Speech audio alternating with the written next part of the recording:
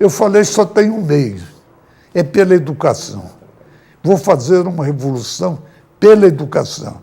E, através da educação, eu assumi o governo do Mato Grosso e, através dessa meta, outras metas foram alcançadas e fiz realmente um grande governo.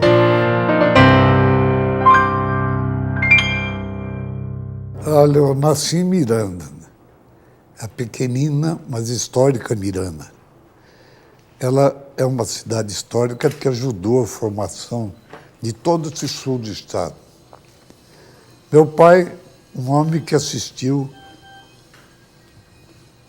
a matança de toda a sua família, ele saiu da Armênia ainda garoto, foi para o Egito, foi para a França como cozinheiro, foi para a Argentina e acabou na pequenina Miranda. Não sei como é que ele achou Miranda, por ser uma cidade tão pequena. Talvez por estar junto ao rio, que eram os meios de transporte da época. Nasci no dia 13 de agosto, sexta-feira, no bissexto. Eu digo sempre que eu não podia nunca ser um homem normal. Eu tinha que ter diferenças e diferenças que, por vezes, surpreendiam. A minha origem foi muito humilde. Nós éramos 9 irmãos, perdemos 2, ficaram 2 homens e 5 mulheres. E fiz o curso primário com as irmãs Vicentinas, lá em Miranda. Fui batizado pelos padres redentoristas, que eram padres realmente que me deixam uma lembrança muito grande. E lá na pequenina Miranda, eu tinha os pequenos sonhos, mas giravam mais em torno daquelas revistas infantis. Era o dia, o trem ia num dia e voltava no outro. Então eu estava sempre esperando o trem para ver a chegada do Flash Gordon, de tantos heróis daquele tempo. A minha grande preocupação, na realidade, era os gibis. Não pensava muito em outra coisa. Nos raros momentos em que eu me dedicava a pensar, eu passei a me perguntar o que eu seria no futuro. Nós morávamos numa casa em frente aos trilhos da Noroeste. Do outro lado da rua, tinha a casa do engenheiro residente da própria Noroeste. Naquela época, o engenheiro era o Dr. Arlindo Sampaio Jorge, uma grande figura, homem de grande dignidade, 3 filhas bonitas. Aí aquilo me serviu de orientação. Eu falei, olha, eu vou estudar engenheiro para ser como o doutor Arlindo, eu vou me casar com uma das filhas dele, que ela acabou se casando com outro. Eu queria casar com a Nete, mas a Nete escolheu outro.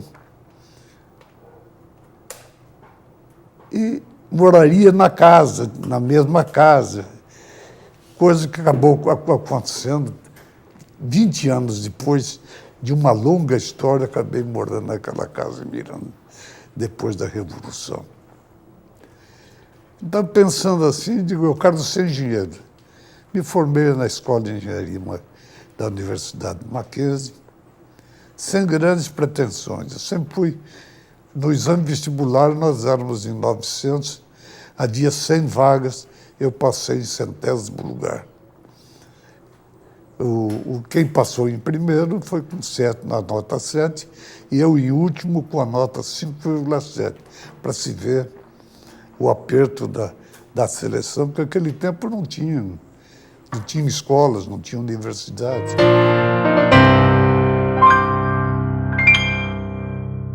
E formado no Mackenzie, eu fui tudo menos ferroviário. Por circunstâncias, do governo Tancredo Neves,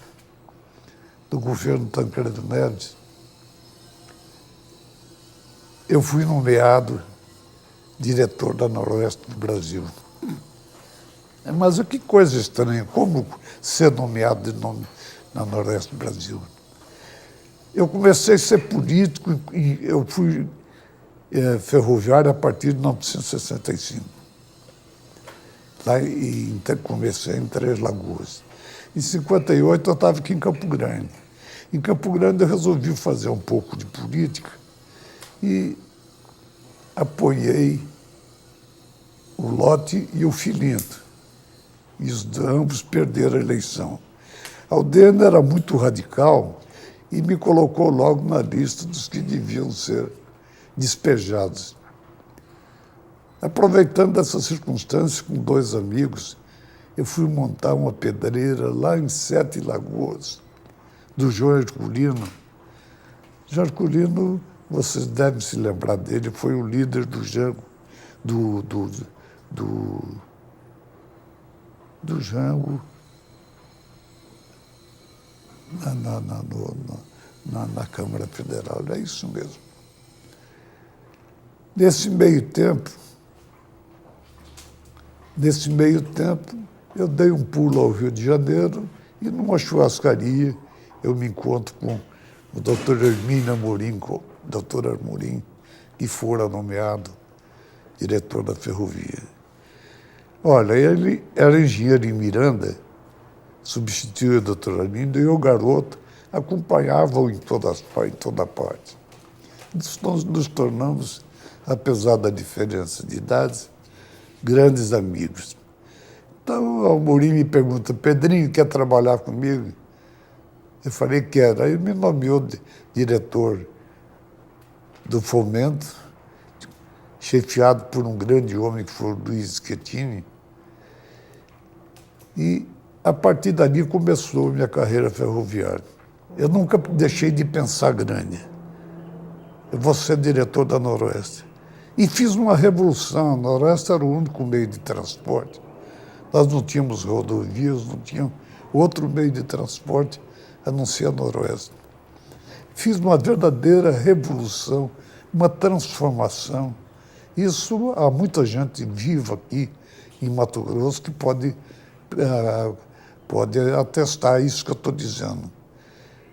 Transformei ela no setor de cargas, no setor de passageiro. Fiz realmente uma administração brilhante.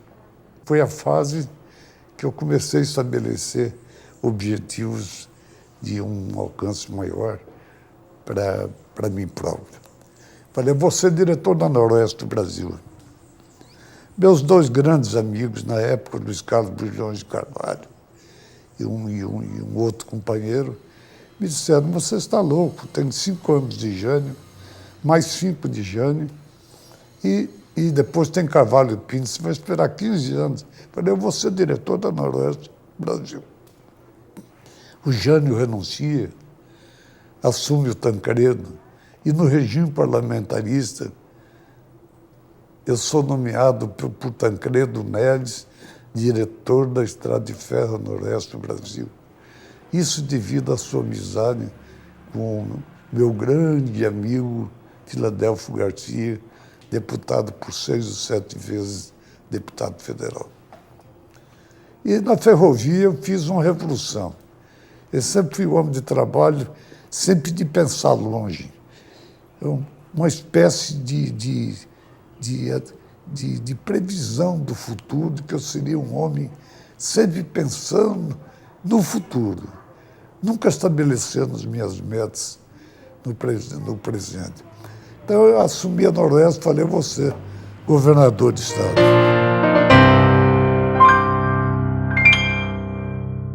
Nessa fase, quase que na fase final de 64, poucos meses antes de 64, eu fui procurado lá em Bauru pelo meu amigo Lúdio, essa figura singular, interessante, que vive, graças a Deus, ainda até hoje, convidado para ser seu vice. Eu fiquei feliz.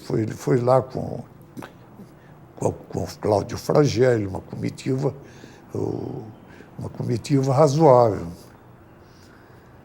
Eu fiquei aguardando. Aguardei, o Lúdio desce do norte com um vice-diretor, vice-governador escolhido. O pessoal disse, você é do Sul, o vice-governador não pode ser do Sul. Mas o Lúdio devia ter, pelo menos, me dado uma satisfação. Ele não fez isso. Então, fiquei no meu cantinho.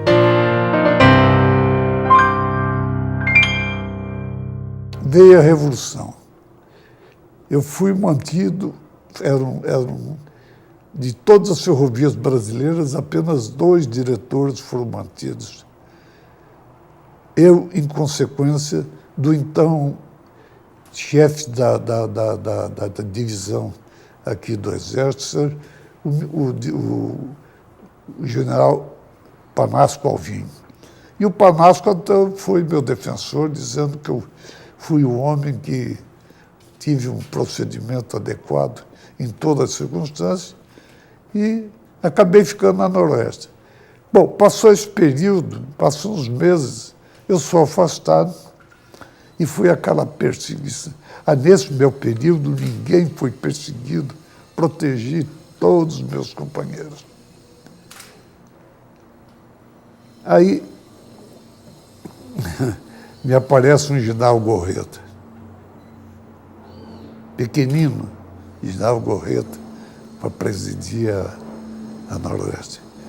E ele tratou de perseguir todo mundo, não deixou ninguém em paz. E ele queria me ver longe da Noroeste, porque eu era um nome, eu era um símbolo, eu representava alguma coisa. Eu falei, olha, é muito simples, qual é a pior residência da estrada? Ele falou, a residência de Miranda. Eu falei, me manda para Miranda.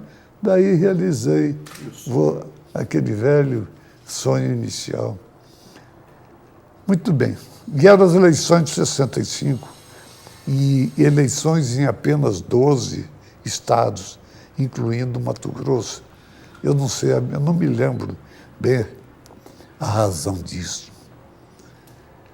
A UDN escolheu logo seu candidato, um candidato que se colocou logo numa posição de ser invencível pelas suas qualidades pessoais, pela sua simpatia. Era o maior empresário do Estado, apoiado por todas as forças econômicas do Estado. E o PSD e o PTB se viu em grandes dificuldades de arranjar um opositor. Havia o Ponce de Arruda, um homem que eu me recordo dele com muito respeito, por ser um homem de grande caráter. E o Ponce não pôde ser, porque 2 diretórios importantes do PSD, Poconé e Coxim, não concordavam com o seu nome. Sobrou o nome de Menos Canalha, que era o prefeito de Campo Grande. Era o candidato natural. Mas ele não teve coragem de enfrentar, porque ninguém ganharia do Lúdio. Lúdio se tornara um homem invencível. Então foram me buscar no Noroeste, lembrando daquele fato anterior, de ter sido convidado. Vamos pegar um bucho de canhão aí, para enfrentar a história. E lá saí eu, num Cezinha 172. Para começar, eu escolhido governador, fiquei completamente exilado em Miranda, e apenas um deputado do Norte, Emanuel Pinheiro, me procurou. Ninguém me procurou. Era a falta de importância do candidato. E coloquei-me em campanha. Arrumei um 172, que é um avião pequeno, precaríssimo por não ter os meios de orientação. E com a minha mulher, com a minha linda mulher, passei a dar o primeiro giro por todo o estado. Vocês imaginem o que era o Mato Grosso. Era um estado continental. E eu só via florestas embaixo, eu só via florestas. O Estado não tinha estrada, não tinha energia, não tinha escola. O Estado não tinha absolutamente nada. E esse primeiro giro, que fora cheio de alegrias, porque eu me senti honrado com a escolha, passou a me deixar pensativo. Falei, espera aí, eu estou vendo que você tem alguma condição ainda de ganhar as eleições. O segundo giro, então eu passei a acreditar seriamente que podia ser o vencedor. E falei, e agora? Governaria fazendo uma revolução na educação. O nosso professor primário, 85% professor, era semi-analfabeto, não tinha preparo. Então, é por ali que eu tinha que começar a revolução. E é o que foi feito. Eu falei, só tem um meio, é pela educação. Vou fazer uma revolução pela educação. E, através da educação, eu assumi o governo do Mato Grosso e, através dessa meta, outras metas foram alcançadas e fiz realmente um grande governo. Eu disse que fiz grande governo porque isso foi confirmado por gente, mais tarde, por gente muito maior do que eu. Fiz transformações, grandes projetos de rodovia, identifiquei o Estado e implantei 2 universidades. Ali estava a raiz de tudo. A universidade era fundamental, porque o Estado tinha uma cidade pequena que ia para fora em busca do saber. E muitas vezes não voltava. Eu falei, o primeiro ponto é esse, é fixar a nossa inteligência. A partir daí, eu posso ter soldados qualificados, eu e outros soldados mais qualificados para implantar um programa de desenvolvimento para Mato Grosso. Então, esse foi o início. Com a educação, e fiz grandes projetos. Você vê que há um histórico. Não aconteceu nada de alguém me colocar a mão nos ombros e dizer, você vai ser isso. Quem acreditava em mim era minha mãe e minha avó. Minha mãe achava que eu seria governador, desde que eu era pequena. E minha avó achava que eu ia ser presidente da República. Ela era um pouquinho mais gulosa. Eu nunca fui um político profissional. Fiz um trabalho excepcional, tinha condições de sair do governo e disputar o Senado, que é o que todo político faz, dá prosseguimento à história. Sai do Senado, volta para o governo. Mas não, quando eu terminei o governo, falei, minha vida política está encerrada. E passei a mexer com gado, com vaca. Um gado qualificado. Eu escolhi o touro, escolhi a vaca para ver a qualidade do bezerro. E nessa brincadeira de seleção, 8 anos se passaram. Aí veio a primeira pesquisa, e apesar da minha total ausência, eu estava em primeiro lugar. Aí foram me buscar também, novamente, para ser governador. Fui governador e fiz, sem dúvida alguma, um governo bem razoável, porque escolhi os melhores elementos da cidade, deixava a minha equipe pensar o que era coisa importante, porque o homem não podia ser dono de todas as ideias, ele tinha que captar a opinião dos outros. Não, eu passei a ser centralizador aparente. Eu era um bom ouvinte. Uma vez tomada uma decisão, aí eu era realmente um ditador. Ninguém tinha mais direito de pensar. E comandava pessoalmente, porque nós não tínhamos dinheiro, não tínhamos o governo federal com o dinheiro que tem hoje. Eu não tinha... O recurso teria que vir da própria Receita Estadual, mas eu conquistei os meus companheiros da Secretaria de Fazenda e fui buscando os elementos para executar um grande programa de obras. Esse programa de vocês é conhecido. O Apaporé, por exemplo, é um projeto que nasceu lá na distante Bela Vista para atingir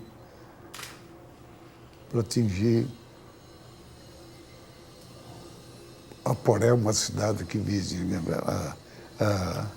a Goiás. Por que esse projeto? Eu passaria por terras que dispunham de calcário e o restante era terra que precisava de correção. O fato é que eu fiz, contrariando todo mundo. Eu tive um secretário de Estado que disse, nesse trecho aqui para escolhido aí, esse trecho não nasce cactos e não nasce cobras. Eu falei, mas estou procurando a capital da República. Estou procurando os grandes centros consumidores. Hoje, com adubo, joga na terra, você consegue milagres. Do Apaporé, eu fui para o Panorte, administrado para o Norte, o Getúlio Vargas, procurando toda aquela parte lá. A energia eu levei para Dourado, levei para Corumbá, levei até aqui para o Norte. Fiz uma revolução, mudei a cara do Estado. O Estado não tinha sede. Agora, você imagina um Estado com 200 casas alugadas pelos vários pontos da cidade. Era o caos, uma total desorientação. Eu falei, eu tenho que fazer o centro administrativo. Havia um projeto aí do Arri Amorim, que era um verdadeiro disco voador. E eu, pessoalmente, sobrevoei e tive o mapa à minha frente e fiz o projeto viário daquilo que seria e é hoje o Parque dos Poderes. Foi realmente uma grande realização. E Campo Grande é uma cidade fria, sem praças, sem nada. É uma cidade que pouco preocupado com o social. Então eu agredi proprietários aqui no centro e fiz o maior parque do Brasil, que é o Parque das Nações Indígenas. Fiz o Jacques da Luz nas Moreninhas, lá em cima, logo atrás do Parque Ayrton Senna. O Parque Ayrton Senna. Então, tudo isso eu achei que humanizaria o Estado.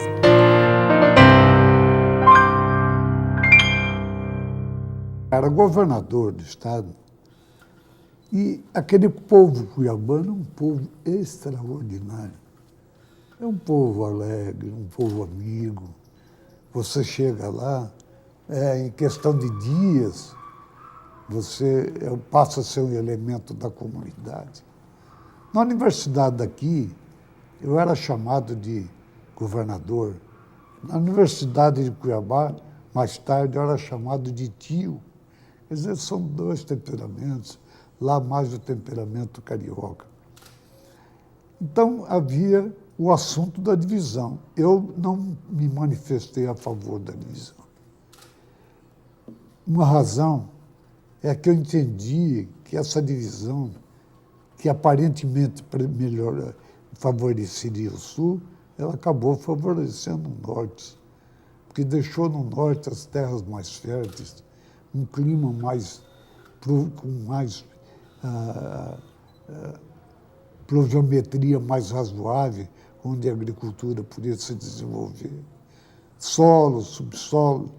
Então, a melhor parte ficaria lá. E o pessoal do Sul achou que tinha logrado. Eu achei que não era nada disso. Aqui nós temos uma região, aqui para a região de Três Lagoas, região pouco produtiva. Nós tínhamos outro terço aí, que era o Pantanal. E nós teríamos uma região produtiva, realmente, do sul, mas também sujeita a geadas. Quer dizer, nós não ganhamos o grande prêmio. Eu esperava que, pelo menos, haveria uma vantagem, que esse estado, Campo Grande, seria um entroncamento de oportunidades, um estado da integração latino-americana.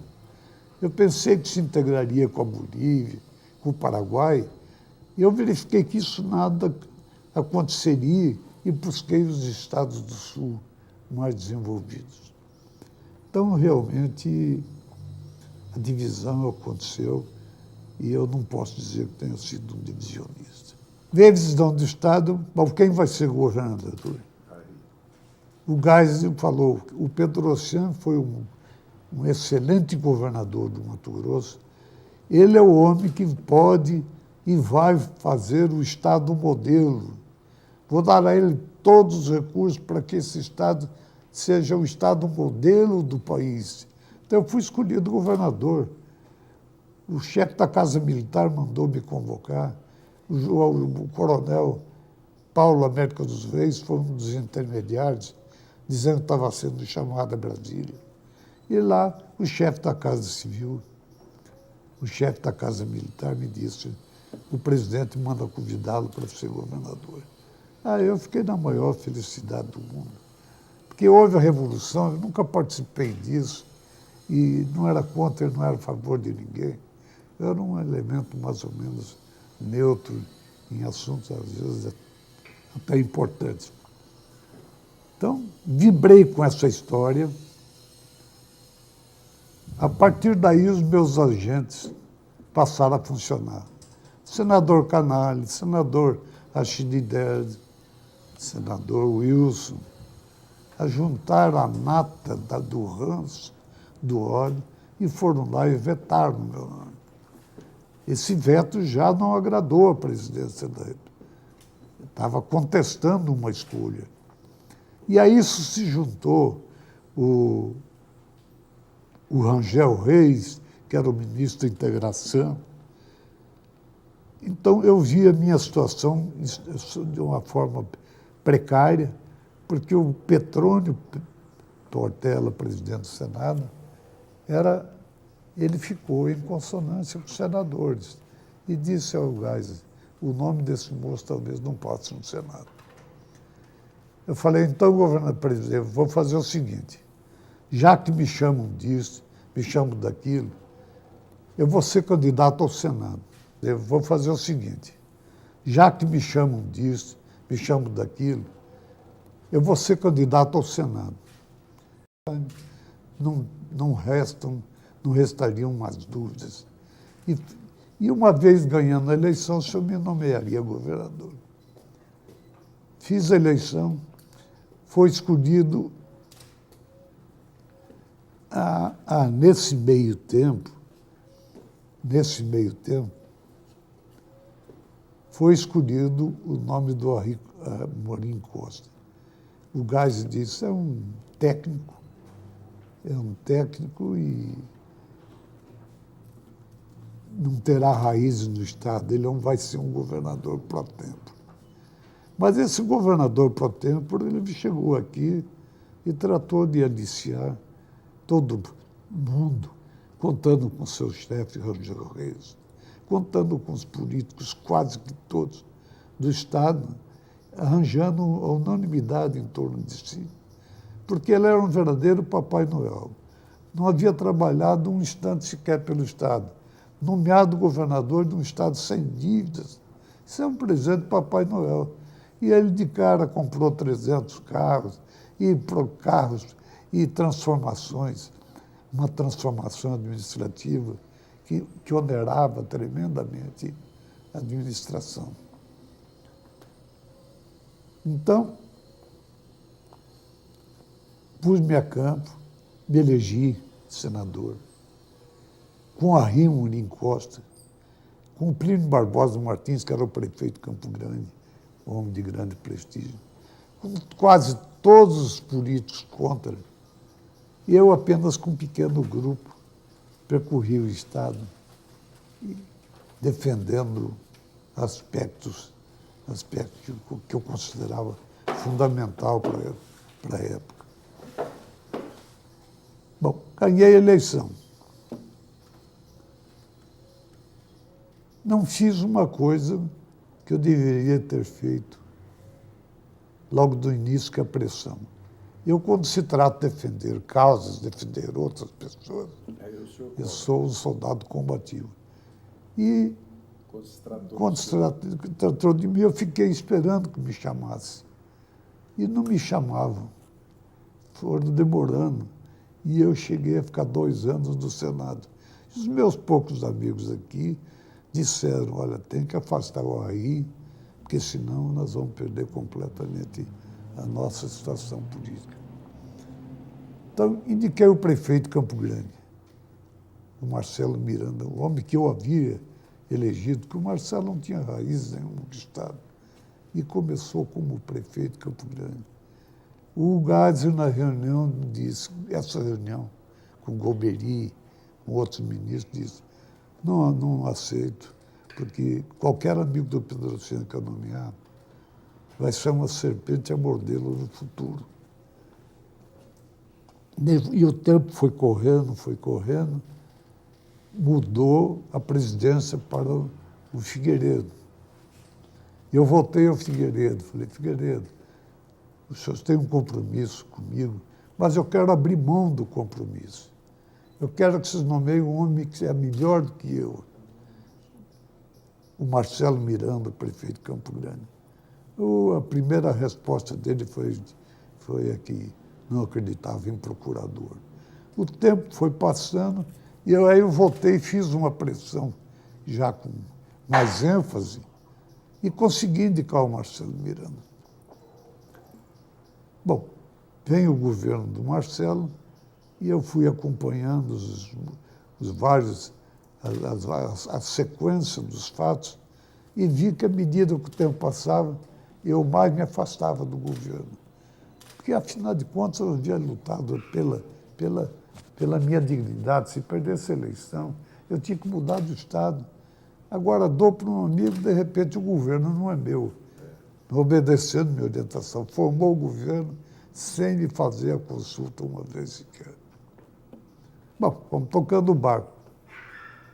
Mas a coisa chegou a um ponto que eu procurei o governador Marcelo e disse, olha, acho bom se eu fazer certas mudanças, mudar de atitudes, porque senão eu vou afastar do cargo. Foi motivo de riso dele, dos companheiros, que não se troca de governador, como se troca de nome, de filme, de livro. Voltei a Brasília e falei a Figueiredo, olha, aí eu quero ser governador, se você tem um compromisso comigo, já se passou muito tempo. Falou, mas Pedrociano, eu nomeei um amigo seu há poucos dias. Eu falei, mas ele não correspondeu, eu quero ser governador. Falou, olha, tudo bem, mas eu não quero contrariar o velho. Ele se referia ao Geisel. Eu falei, não tem problema, peguei um carro, fui atrás do Geisel, ele morava lá na Serra. Petrópolis. E eu contei toda a história, que grande parte desses episódios se passavam com o Golbery como representante do Geisel. Falei, aconteceu isso, assim, assado. E eu quero ser governador. Mas o Figueiredo não concorda, já o Figueiredo não concorda, com o receio de contrariar. Ele levantou o telefone e disse, substitua o governador de Mato Grosso do Sul e nomeia o senhor Pedrociano. Aí fui nomeado governador de Mato Grosso do Sul. Mas já a metade do governo. E as coisas, a partir daí, foram realmente de assustar. Eu me reuni com o Delfim Neto, numa mesa redonda como essa, e o Golbery, digo, olha, já perdi metade do governo. Vou para lá, mas quero aquele empréstimo de 200 milhões que o meu antecessor pediu aqui para o Estado, para diversas obras. O Delfim garantiu aquilo. Garantiu aquilo. E eu vim embora. Mas, nesse meio tempo, muita coisa foi acontecendo. Eu, por exemplo, havia elegido o Fragelli presidente da Arena. Fiz do Fragelli o governador do... Senador. Havia governador e agora senador com poucos votos atrás de mim. Mas eles falaram, mas ele hoje é um homem contra o governo e nós não podemos perder nenhum elemento. Falei, não tem problema, fui aqui da UANA. Hoje tem um centro educacional lá, em que eu homenageio um velho farmacêutico que promoveu a minha reunião com o Fragelli. E Fragelli, só posso ser nomeado se o senhor estiver de acordo a ficar com a Polícia Federal. Ele disse, olha, da minha boca nunca mais sairá uma palavra contra o senhor. Da minha boca nunca mais sairá nada, a não ser a favor. Festejei aquilo na casa do deputado Rudel Trindade. Fragelli assume o governo e, logo por circunstâncias políticas que o Senado gosta muito daquela solução de nomear o presidente os elementos de menor expressão. E ele acabou presidente do Senado. Aí o Lúdio me contou que o Delfim chamou o Fragelli e falou, tem um empréstimo de 200 milhões de dólares. Eu me comprometo a liberar ao sucessor do Pedrocian. Nenhum centavo Pedrocian. A partir disso, eu fiquei maluco. Eu deitava aí ao meio-dia com cobertores a 40 graus. Mas acordei com muita raiva. Falei, não, eu não vou pôr para quebrar. Tem ou não tem esse recurso? Possam até me prender, pode até me prender por alguma irregularidade administrativa. Mas vou fazer tudo que eu me propus a fazer. E fiz tudo aquilo. O Apaporé, o Panorte, o projeto de Getúlio Vargas. Fiz todos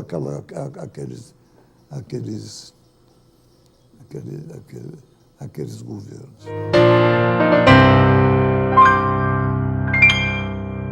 Vem o terceiro governo, eu novamente me volto para Miranda para cuidar de vaca.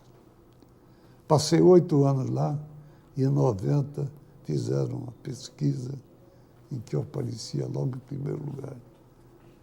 É dessas coisas que só ocorrem quando há uma providência divina. Porque não é possível um político se afastar por 8 anos, não deixar uma estrutura política atrás de si e conseguir as coisas. O senhor vai ser o candidato a governador, isso foi a escolha dos meus amigos. Sai candidato a governador, venci aquelas eleições de 90. E, a partir de 90, eu passei a ter outras preocupações. E você me fez a pergunta do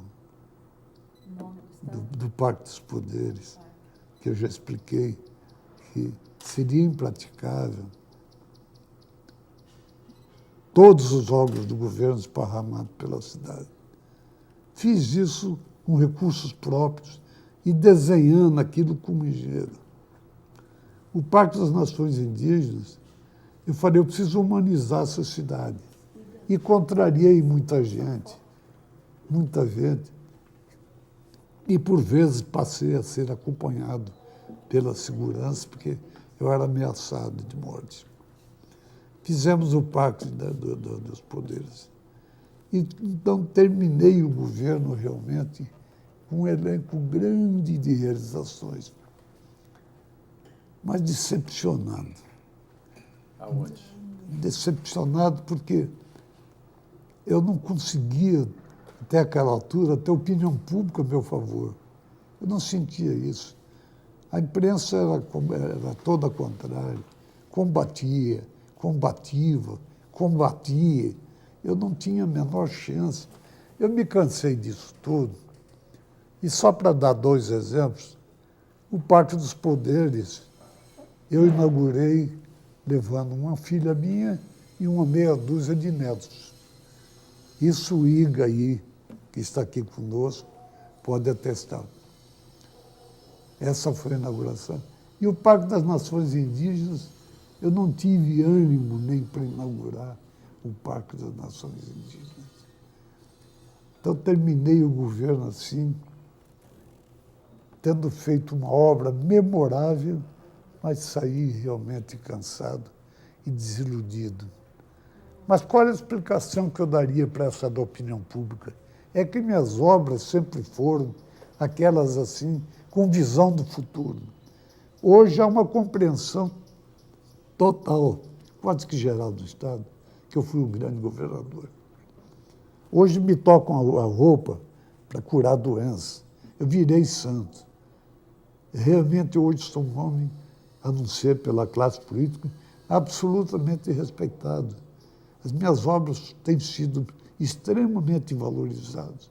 E com isso estão me dando condições de ter uma velhice tranquila. Eu hoje, nos meus 82 anos, afago nelas e cuido de uma família que é uma família sensacional. Eu sou um sonhador, sou um grande sonhador, sonho até hoje. O André é um bom governador. Eu não teria melhor governador do que ele. Mas não criou até agora aquela mística do que esse Estado representa.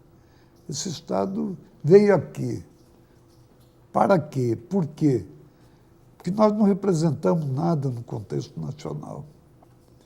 Então, o Estado ainda é um Estado desfigurado, sem identidade.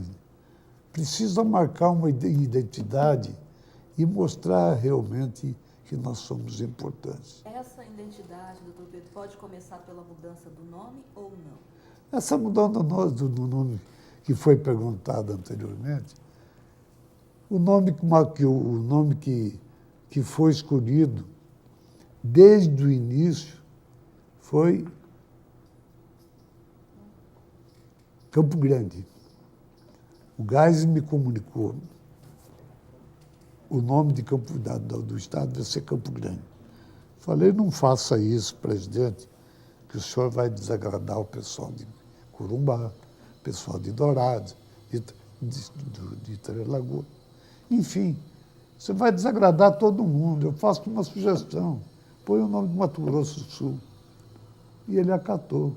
Essa é a verdade. Eu acho que deve sempre prevalecer a vontade popular. Naquele instante, dependia da vontade de um presidente. Dependia, podia ser A, B, C ou D. Acabou sendo Mato Grosso do Sul. Mas hoje nós temos um Estado com todos os órgãos funcionando, com dezenas de universidades. É um Estado que tem quadros e pensa muito. Acha que essa identidade poderia começar com a mudança do nome. Eu não sou absolutamente contra. Eu acho que ela pode ser feita e deve ser feita a qualquer momento.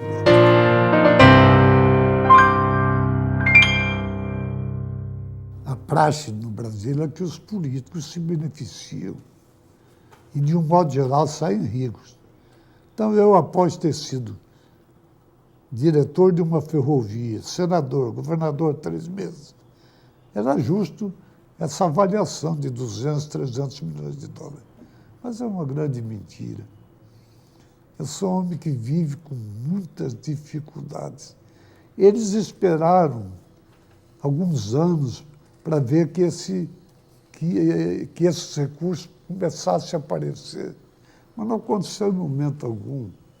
Viam com dificuldade. Todo o Serasa desde 98, por causa da campanha de 98, no Serasa até 98. Então, sou um homem de recursos bem limitados. Hoje, com essa história de índio, essa bagunça toda, essa perseguição, nem gado eu tenho mais. Da fazenda só sobrou dos 2.200 hectares, sobrou apenas 1.100 hectares. Quer dizer, eu sou um homem, dentro dessa classe média, considerado quase que um homem pobre. Mas há sempre essa divagação. Só se eu deixar isso para a minha herdeira, os meus herdeiros, dizendo onde é que está o dinheiro. Não há esse dinheiro.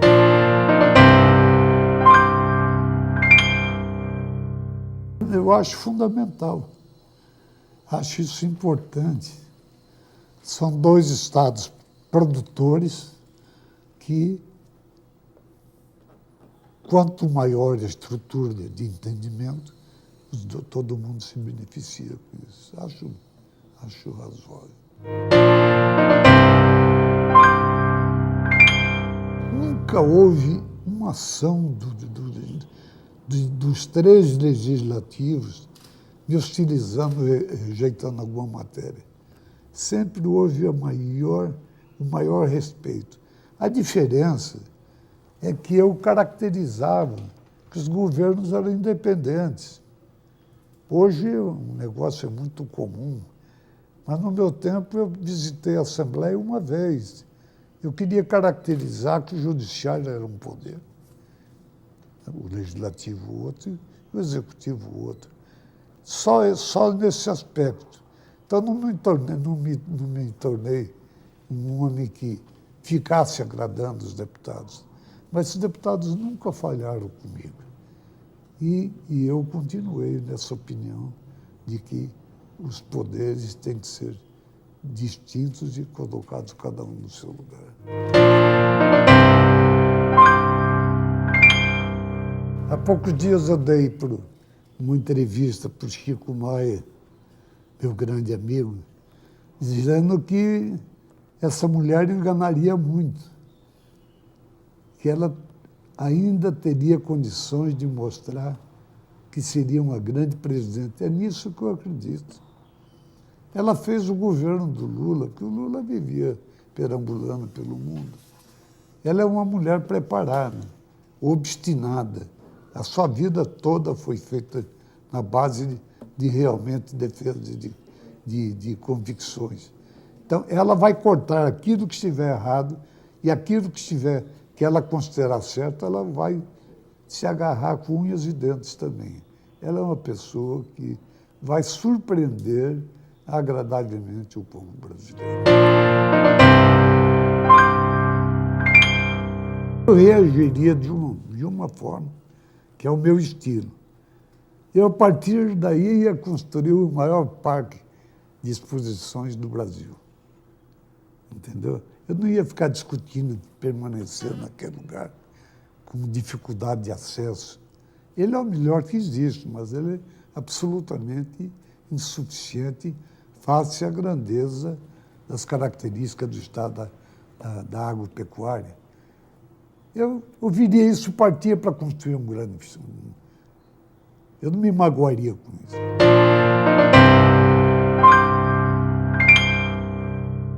Olha, de tudo que eu falei, sobrou uma conclusão. O Norte, com políticos muito mais inteligentes, soube captar aquela frustração da divisão, trouxe recursos, um grande senador, que é o Roberto Campos, e fez realmente grandes mudanças e tudo mais. Aqui no Sul ficou o ranço da classe política. Então, o Estado, isso aqui deixou de ser Estado modelo por causa do seu Canales, por causa do seu Derzi, por causa do seu Barbosa Martins. Esses homens atrasaram o Estado pelo menos 50 anos. Isso é que eu posso ainda quero dizer.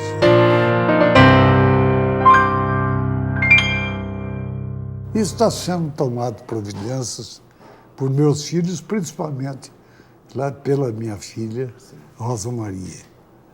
Que eu nunca fui um homem organizado, eu disse, eu escrevi esse livro, Pescador de Sonhos, por lembrança e insistência de um grande amigo. E na pressa escolhi, deixei realmente coisas importantes de lado. Bom, o objetivo dessa fundação é fazer com que as gerações futuras acabem tendo ideia do verdadeiro significado ideológico desses tempos que nós atravessamos. Porque hoje toda equação é uma equação que decorre em função de recurso. Tem recurso, faz, não tem recurso, não faz. Mas todo aquele processo foi ideológico. Todo aquele processo foi realmente de mudanças, de grandes transformações, de fazer uma verdadeira revolução para pegar um estado primário e transformá-lo num grande estado hoje.